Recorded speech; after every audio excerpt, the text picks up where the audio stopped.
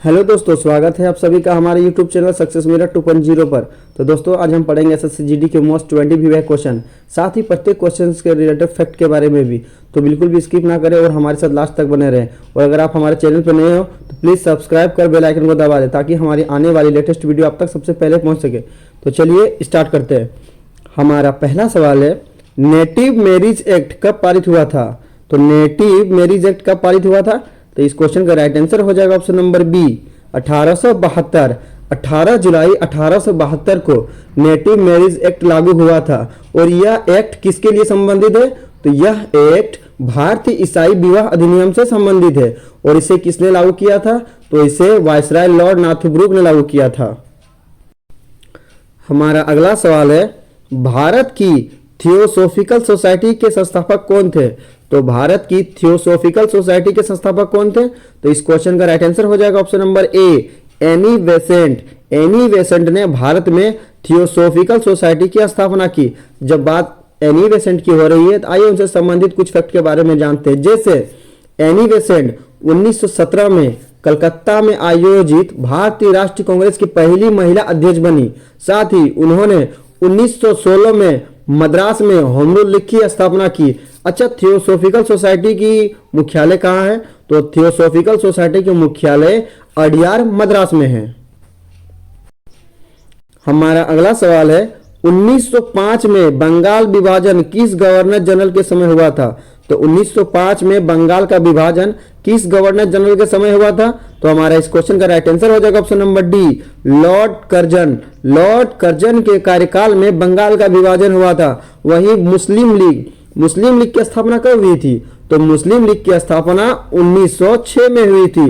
जो हमारा अगला सवाल है, और हमारा अगला सवाल बहुत ही इंपॉर्टेंट सवाल है दोस्तों, क्योंकि यहाँ से अक्सर एक क्वेश्चन जरूर बनता है। तो चलिए देखते हैं, कहां पर भागीरथी और अलकनंदा नदी से मिलने से गंगा बनती है?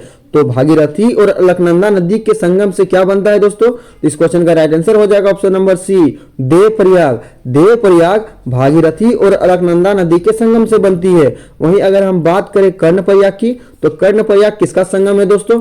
तो कर्णप्रयाग हमारा हो जाता है अलकनंदा और पिंडार नदी। क्या हो जाएगा? अलकनंदा और पिंडार नदी। रुद्रप्रयाग का संबंध किससे है दोस्तों? तो रुद्रप्रयाग का संबंध है अलकनंदा और मंदाकिनी। अलकनंदा और मंदाकिनी के संगम से रुद्रप्रयाग बनता है। जबकि विष्णुप्रयाग, एक पॉइंट है विष्णुप्रयाग, तो विष्णुप्रयाग अगर पूछे तो वो क्या हो जाएगा? तो विष्णुप्रयाग का संबंध है धौलीगंगा और अलकनंदा। धौलीगंगा और अलकनंदा नदी के संगम से विष्णुप्रयाग का निर्माण होता है।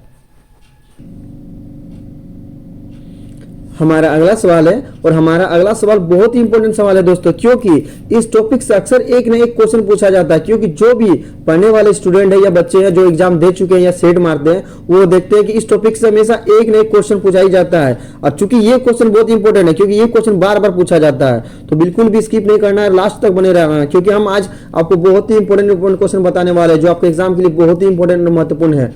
तो देखते हैं क्या क्वेश्चन है। चलिए आगे बढ़ते हैं। हमारा आज का क्वेश्चन है, भारतीय स्वतंत्रता के समय कांग्रेस का अध्यक्ष कौन था?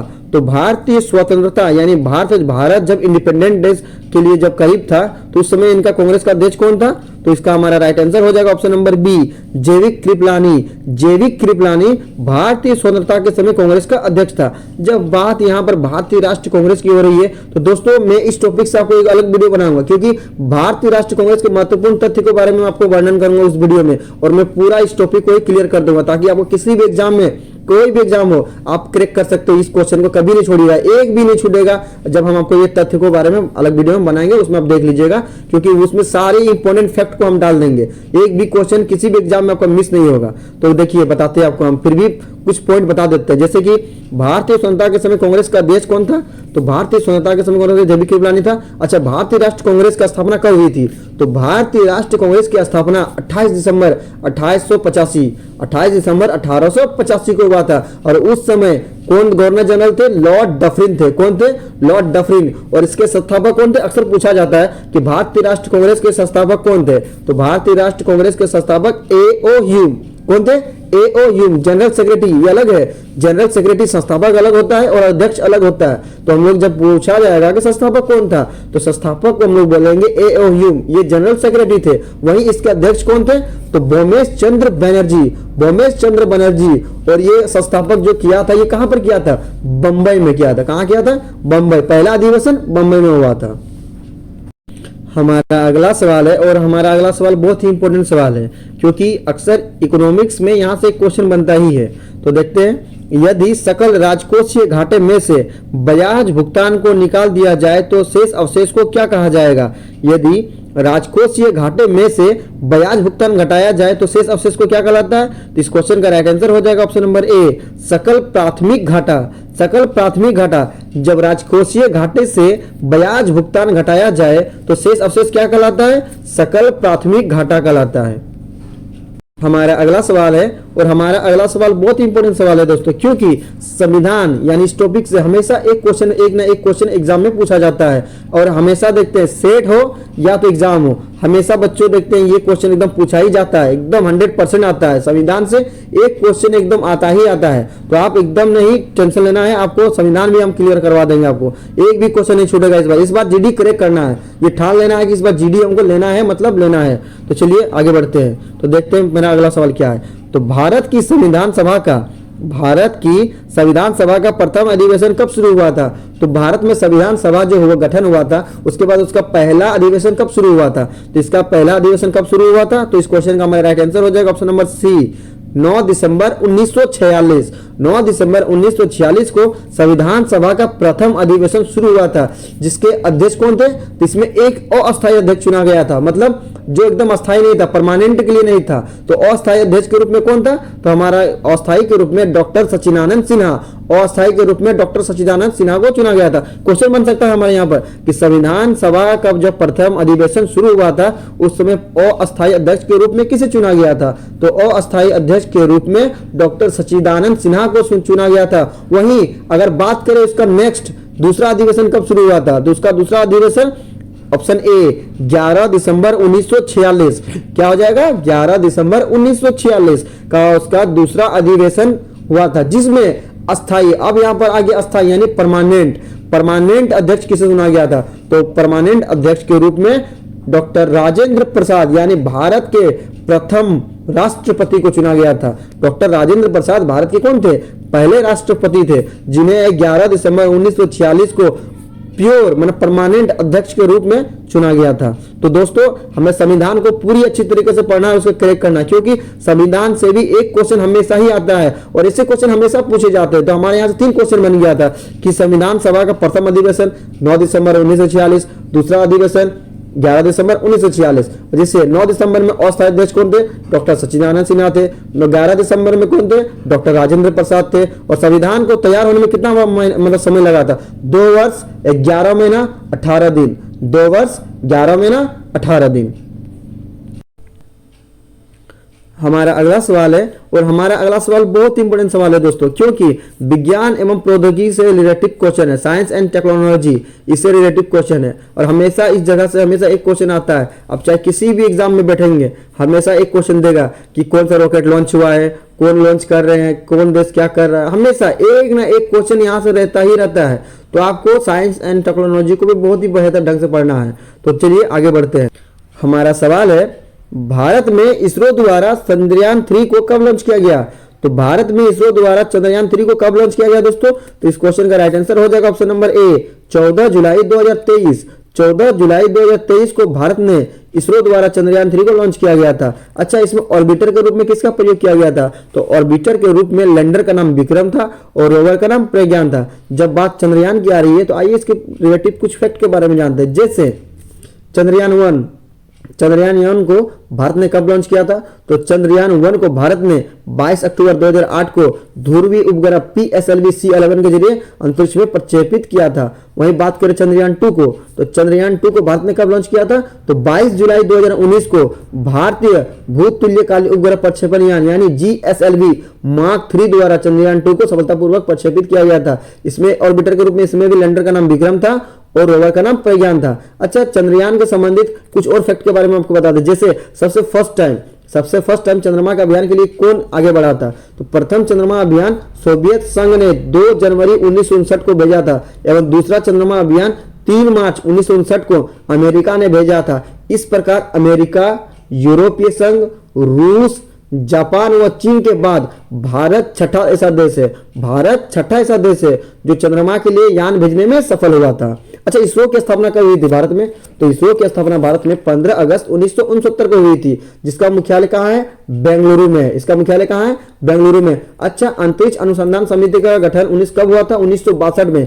और विक्रम साराभाई कौन थे? विक्रम साराभाई को भारतीय अंतरिक्ष कार्यक्रम के जनक के रूप में जाना जाता है। विक्रम साराभाई को भारतीय अंतरिक्ष कार्यक्रम के जनक के रूप में जाना जाता है। मिसाइल मैन किसे कहा जाता है? तो missile man APJ Abdul Kalam को कहा जाता है। परमाणु ऊर्जा कार्यक्रम का जनक किसे कहा जाता है? होमी जहांगीर बाबा को कहा जाता है। और मिसाइल वुमेन या अग्निपुत्री के रूप में किसे जाना जाता है? टेसी थॉमस। मिसाइल वुमेन या अग्निपुत्री, अगर क्वेश्चन बना दे कि मिसाइल वुमेन किसे कहा जाता है? मिसाइल मैन कब भी अब्दुल कलाम। मिसाइल वुमेन कौन आ जाएगा? जिसको हम लोग अग्निपुत्री भी बोलते हैं, टेसी थॉमस। टेसी थॉमस याद रखना है दोस्तों, हमको सारा फैक्ट को आपको याद रखना है, एकदम निचोड़ के खा लेना है। इस बार जीडी निकालना है, हमें हर हालत में जीडी निकालना है दोस्तों। हमारा अगला सवाल है, हिमालय पर्वत श्रृंखला की वह 2 श्रेणियां जिसके बीच सिंधु नदी अपवाहित होती है क्या कहलाती है? तो हिमालय पर्वत श्रृंखला की वह 2 श्रेणियां कौन है जिसके बीच सिंधु नदी अपवाहित होती है? तो हमारा इसका राइट आंसर हो जाएगा ऑप्शन नंबर सी, लद्दाख एवं जोस्कर श्रेणी। लद्दाख एवं जोस्कर श्रेणी के बीच सिंधु नदी अपवाहित होती है। हमारा अगला सवाल है, और हमारा अगला सवाल बहुत इंपॉर्टेंट सवाल है दोस्तों, क्योंकि इस टॉपिक से हमेशा एक क्वेश्चन पूछा जाता है। हर कॉम्पिटिटिव एग्जाम में एकदम एक ना एक क्वेश्चन एकदम पूछा ही जाएगा। कोई भी एग्जाम में आप बैठे, गवर्नर जनरल से रिलेटिव्स, एकदम युद्ध संग्राम इससे रिलेटिव्स एक क्वेश्चन हमेशा बनता है, तो आपको अच्छे से कवर करना है दोस्तों। साथ ही आप इन्हें लिखने की कोशिश करो, क्योंकि आप जितना लिखोगे आपको उतना ज़्यादा याद होगा। तो चलिए आगे बढ़ते हैं। हमारा सवाल है, 1857 के विद्रोह के समय भारत का गवर्नर जनरल कौन था? तो 1857 के विद्रोह के समय भारत का गवर्नर जनरल कौन था? तो इस क्वेश्चन का राइट आंसर हो जाएगा option number B, Lord Canning. 1857 के विद्रोह के समय गवर्नर जनरल लॉर्ड कैनिंग था। साथ ही 1857 का विद्रोह ये कहाँ से स्टार्ट हुआ था? तो 1857 का विद्रोह यह मेरठ से शुरू हुआ था, जिसे सिपाही विद्रोह या प्रथम स्वतंत्रता संग्राम के नाम से जाना जाता है। लॉर्ड कैनिंग कौन थे? तो लॉर्ड कैनिंग कौन थे? तो भारत का अंतिम गवर्नर जनरल एवं प्रथम वायसराय, भारत का अंतिम गवर्नर जनरल एवं प्रथम वायसराय लॉर्ड कैनिंग थे।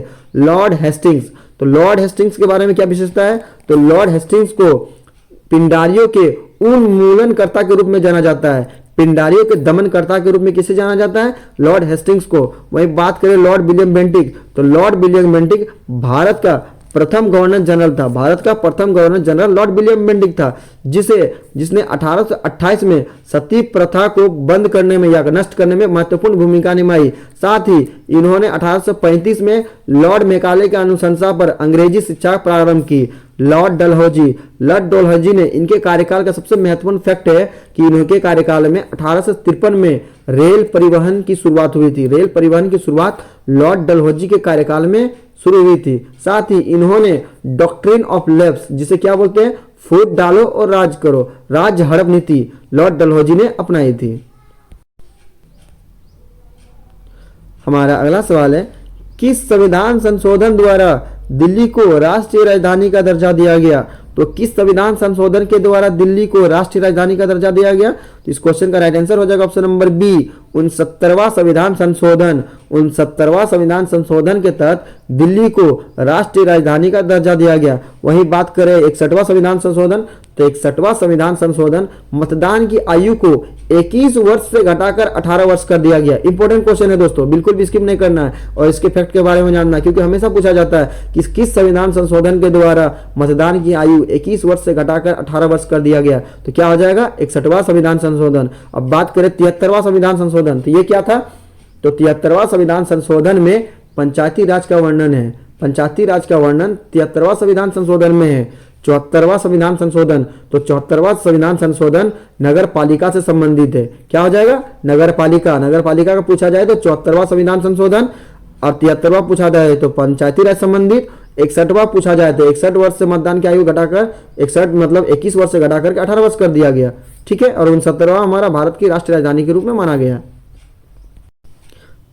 हमारा अगला सवाल है, भारत का पहला दीनानाथ मंगेशकर अवार्ड 2022 किन्हें दिया गया? तो भारत का पहला लता दीनानाथ मंगेशकर अवार्ड 2022 किन्हें दिया गया? तो इस क्वेश्चन का हमारा राइट आंसर हो जाएगा option number D, Shri Narendra Modi. Bharat के प्रधानमंत्री श्री नरेंद्र मोदी को लता दीनानाथ मंगेशकर अवार्ड 2022 से सम्मानित किया गया। हमारा अगला सवाल है और इंपॉर्टेंट सवाल है, एल्कीन में कौन सा बंधन पाया जाता है?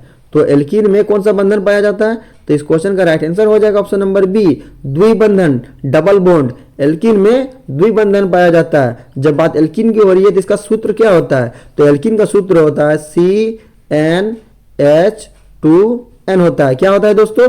CnH2n होता है। अगर बात करें हम एकल बंधन, तो एकल बंधन कौन होता है? एल्केन। एल्केन हमारा क्या हो जाता है? एकल बंधन होता है और उसका सूत्र होता है CnH2n+2। क्या हो जाता है दोस्तों? CnH2n+2। और त्रिबंध, त्रिबंध को हो जाता है दोस्तों एल्काइन। एल्काइन हमारा ट्रिपल बॉन्ड होता है जिसका सूत्र होता है CnH2n-2। क्या हो जाता है? CnH2n-2 होता है दोस्तों। तो सिंगल बॉन्ड अगर पूछा जाए एकल बंधन तो एल्केन हो जाएगा जिसका सूत्र होता है CnH2n+2। द्विबंधन एल्कीन, द्विबंधन एल्कीन जिसका सूत्र होता है CnH2n। और ट्रिपल बॉन्ड, ट्रिपल बॉन्ड यानी त्रिबंधन, त्रिबंधन के लिए एल्काइन हो जाएगा जिसका सूत्र होगा CnH2n-2 होगा दोस्तों। हमारा अगला सवाल है, हमारे शरीर में रक्तदाब होता है? तो चार ऑप्शन में क्या है? हमारे शरीर में रक्तदाब होता है, क्या वायुमंडलीय दाब से कम होता है, या वायुमंडलीय दाब के बराबर होता है, या वायुमंडलीय दाब से अधिक होता है, या इनमें से कोई नहीं है? इसका राइट आंसर क्या हो जाएगा? तो हमारे शरीर में जो रक्तदाब होता है वो ऑप्शन सी इसका राइट आंसर हो जाएगा, वायुमंडलीय दाब से अधिक। हमारे शरीर में रक्तदाब वायुमंडलीय दाब से अधिक होता है। अच्छा, बात वायुमंडल की हो रही है तो वायुमंडल में जो दाब मापा जाता है वो किससे मापा जाता है? तो वायुमंडलीय दाब को मापा जाता है बैरोमीटर से। वायुमंडलीय दाब को किसमें मापा जाता है? बैरोमीटर से मापा जाता है। हमें यह भी याद रखना है, क्वेश्चन बनता है कि वायुमंडलीय दाब को किससे मापा जाता है? तो बैरोमीटर से, बैरोमीटर से वायुमंडलीय दाब को मापा जाता है। हमारा अगला सवाल है, एंजाइम मूलतः क्या है? तो एंजाइम को हम लोग क्या बोलते हैं? तो इसका हमारा राइट आंसर हो जाएगा option number C, protein. Enzyme मूलतः प्रोटीन होते हैं। इस क्वेश्चन को भी हमेशा याद रखना है। हमारा अगला सवाल है और इंपॉर्टेंट सवाल है, प्रायद्वीप भारत में सबसे लंबी नदी कौन सी है? तो प्रायद्वीप भारत में सबसे लंबी नदी कौन सी है? इस क्वेश्चन का राइट आंसर हो जाएगा ऑप्शन नंबर सी, गोदावरी नदी। गोदावरी नदी को प्रायद्वीप भारत में सबसे लंबी नदी मानी जाती है। अच्छा, एक क्वेश्चन और बनता है कि गोदावरी नदी को क्या कहा जाता है दक्षिण भारत में? तो गोदावरी नदी को दक्षिण गंगा के नाम से जाना जाता है। क्या जाना जाता है? गोदावरी नदी को दक्षिण गंगा के नाम से जाना जाता है। वहीं कावेरी नदी को क्या कहा जाता है? तो कावेरी नदी को दक्षिण भारत की गंगा कहा जाता है। जब भारत की गंगा आएगा तो आपको मारना है कावेरी नदी, और सिर्फ दक्षिण गंगा के नाम से जाना जाएगा तो मारना है गोदावरी नदी। ये कंफ्यूजन पॉइंट होता है दोस्तों। हमेशा अगर एग्जाम में पूछ दिया जाएगा आपको कि दक्षिण भारत की गंगा के नाम से किसे जाना जाता है, किस नदी को दक्षिण भारत की गंगा कहा जाता है, तो आपको क्या मानना है? दक्षिण भारत। जहां भारत आएगा तो हम क्या मारेंगे? कावेरी मारेंगे। और सिर्फ दक्षिण गंगा अगर रहे तो हमको गोदावरी आंसर मारना है। तो बिल्कुल भी आपको यहां पर परेशानी लेना नहीं है, पॉइंट को क्लियर करके रखना है कि अगर भारत पूछा जाए दक्षिण भारत की गंगा तो कावेरी, भारत की गंगा रहेगा तो कावेरी, और सिर्फ दक्षिण गंगा के नाम से वो लिखा रहेगा तो मारेंगे गोदावरी। ठीक है दोस्तों। हमारा अगला सवाल है और इंपॉर्टेंट सवाल है दोस्तों, पीलिया रोग से शरीर का कौन सा अंग प्रभावित होता है? तो पीलिया रोग से शरीर का कौन सा अंग प्रभावित होता है? तो इस क्वेश्चन का राइट आंसर हो जाएगा ऑप्शन नंबर ए, यकृत। पीलिया रोग से यकृत प्रभावित होता है। जब बात यकृत की हो रही है तो आइए इसके कुछ फैक्ट के बारे में जानते हैं। जैसे यकृत का वजन कितना होता है? तो यकृत यानी कलेजा जिगर जिसको बोलते हैं, इसका वजन 1.5 से 2 kg होता है, और यह मानव शरीर की सबसे बड़ी ग्रंथि है। अगर क्वेश्चन पूछा जाए मानव शरीर की सबसे बड़ी ग्रंथि क्या है तो यकृत हो जाएगा दोस्तों। और यकृत से ही पीत रस स्रावित होती है। पीत रस कहां से स्रावित होती है? यकृत से स्रावित होती है, जो वसा के पचाने में महत्वपूर्ण भूमिका निभाती है। वहीं यकृत में क्या होता है दोस्तों? ब्लड को फिल्टर करता है। यकृत ब्लड को फिल्टर करता है। हमारा अगला सवाल है और बहुत इंपॉर्टेंट सवाल है दोस्तों, नालंदा विश्वविद्यालय की स्थापना किसने की थी? तो नालंदा विश्वविद्यालय की स्थापना किसने की थी? तो इस क्वेश्चन का राइट आंसर हो जाएगा ऑप्शन नंबर सी, कुमार गुप्त ने। कुमार गुप्त ने नालंदा विश्वविद्यालय की स्थापना की थी। जब बात गुप्त वंश की हो रही है तो आइए कुछ फैक्ट के बारे में जानते हैं। जैसे गुप्त वंश की स्थापना किसने और कब की, तो गुप्त वंश की स्थापना श्री गुप्त ने 240 में की थी। तथा इस गुप्त वंश का सबसे प्रतापी राजा कौन था, तो इस वंश का सबसे प्रतापी राजा चंद्रगुप्त प्रथम था, जिसने एक विशाल साम्राज्य की स्थापना की। हमारा अगला सवाल है और बहुत ही इंपॉर्टेंट सवाल है दोस्तों, किस भारतीय शासक ने संगीत यंत्र तबला एवं सितार का प्रचलन किया था, तो किस भारतीय ने संगीत यंत्र तबला एवं सितार का प्रचलन शुरू किया था, तो इस क्वेश्चन का राइट आंसर हो जाएगा ऑप्शन नंबर डी, अमीर खुसरो। अमीर खुसरो ने भारत में तबला एवं सितार का प्रचलन किया था। अच्छा, अमीर खुसरो किसके दरबार में रहते थे, तो अमीर खुसरो अलाउद्दीन खिलजी के प्रसिद्ध संगीतकार थे। बिस्मिल्लाह खां, बिस्मिल्लाह खां कौन थे, तो बिस्मिल्लाह खां को शहनाई की दुनिया में याद किया जाता है, यह शहनाई वादक थे। जाकिर हुसैन, जाकिर हुसैन का संबंध किससे है, ये तबला वादक से संबंधित है। हरिप्रसाद चौरसिया, हरिप्रसाद चौरसिया का संबंध किससे थे, ये एक बांसुरी वादक थे। हमारा आज का अंतिम प्रश्न है और बहुत ही इंपॉर्टेंट प्रश्न है, मोहम्मद अली जिन्ना को हिंदू मुस्लिम एकता का दूत किसने कहा था, तो मोहम्मद अली जिन्ना को हिंदू मुस्लिम एकता का दूत किसने कहा था, तो इस क्वेश्चन का राइट आंसर हो जाएगा option number B, Sarojini Naidu. Sarojini Naidu ने मोहम्मद अली जिन्ना को हिंदू मुस्लिम एकता का दूत कहा था।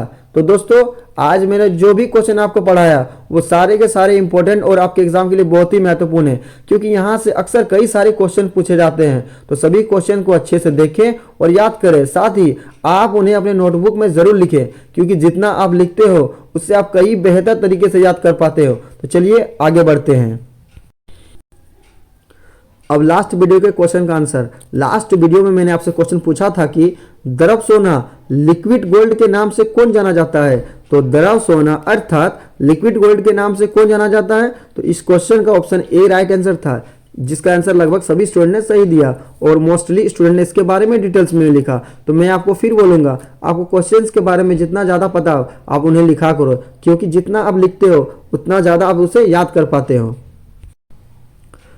अब आपके लिए आज का क्वेश्चन है, अलमाटी बांध किस नदी पर बना है, तो अलमाटी बांध किस नदी पर बना है, 4 ऑप्शन दिया गया है, राइट आंसर आपको कमेंट बॉक्स में बताना है। साथ ही आप हमारे 20 क्वेश्चंस में कितना अटेम्प्ट कर पाए वो भी कमेंट बॉक्स में जरूर लिखें। और दोस्तों आपको प्रत्येक क्वेश्चन के बारे में अपनी कॉपी में जरूर लिखना है, नोटबुक में लिखा करें, क्योंकि वीडियो देखते हैं याद करते हैं फिर कुछ समय बाद आप भूल जाते हैं, लेकिन कॉपी में अगर आपका लिखा रहेगा, बुक में लिखा रहेगा, तो आप क्या करोगे, पलट के आप उसको देखोगे, एक बार देखोगे दिमाग में बैठ जाएगा। तो बिल्कुल भी लिखने का प्रैक्टिस रखा करो और पर रोज हर रोज एक सेट मारिए, ये क्योंकि सेट मारने से आपका एग्जाम में टाइमिंग कंट्रोल होता है। सेट मारिए, लुसेंट मोस्टली हम बोलेंगे कि आप लुसेंट पढ़ते रहिए, क्योंकि देखिए 100 किताब से पढ़ने से बेहतर होता है कि हम एक किताब को अच्छी तरीके से पढ़ें। 100 किताब में कुछ नहीं रखा है दोस्तों, एक किताब में ही रखा है। एक किताब को पूरे अच्छे से, दिल से, मेहनत से और लगन से पढ़ें। देखिए कोई भी एग्जाम हो आप निकाल सकते हो। तो बस हम आपको यही बोलेंगे कि आप कोई भी किताब पढ़ते हैं उसी किताब के ऊपर डिपेंडेंट रहे और अपने ऊपर कॉन्फिडेंस बनाए रखें, क्योंकि अभी मार्केट में बहुत सारी बुक आते हैं और आप बोलते हैं हम इसको लेंगे करेक्ट करेंगे, उसको लेंगे करेक्ट करेंगे, ये सबसे एग्जाम नहीं करेक्ट होता है। करेक्ट हमारा मेंटली से होता है, मेंटल स्टेबिलिटी बना के रखे और अपने बुक के ऊपर पूरी कॉन्सेंट्रेट बना के रखे और मेहनत से और लगन से पढ़ें। देखिए आपका एकदम एग्जाम निकलेगा ही निकलेगा और जीडी तो इस बार हम निकाल के ही रहेंगे, आप टेंशन ना लो, आपके लिए हम हैं। आप बस क्या टॉपिक पढ़ना है आप वो कमेंट बॉक्स में कमेंट कर देना कि सर हमको ये टॉपिक चाहिए, उस टॉपिक से आपको एकदम बिल्कुल भी क्वेश्चंस मिलेगा और विवेक क्वेश्चंस मिलेगा। ज्यादा पढ़ने की जरूरत नहीं है, बस मेहनत से थोड़ा 3 घंटा आप रिविजन करिए डेली पर डे, सुबह का 3 घंटा, फिर सेट मारिए और उसके बाद दिन में आप उसको रिवीजन करने की पूरी कोशिश करें। देखिए आपका जीडी या कोई भी एग्जाम हो, कोई भी कॉम्पिटिटिव एग्जाम हो, आप एकदम बिल्कुल निकाल सकते हैं। आई होप दोस्तों आपको हमारी वीडियो पसंद आई है, तो please like share and subscribe कर बेल आइकन को दबा ले, ताकि हमारी आने वाली लेटेस्ट वीडियो आप तो सबसे पहले पहुंच सके। तो चलिए मिलते हैं नेक्स्ट वीडियो में, तब तक के लिए बाय बाय, टेक केयर।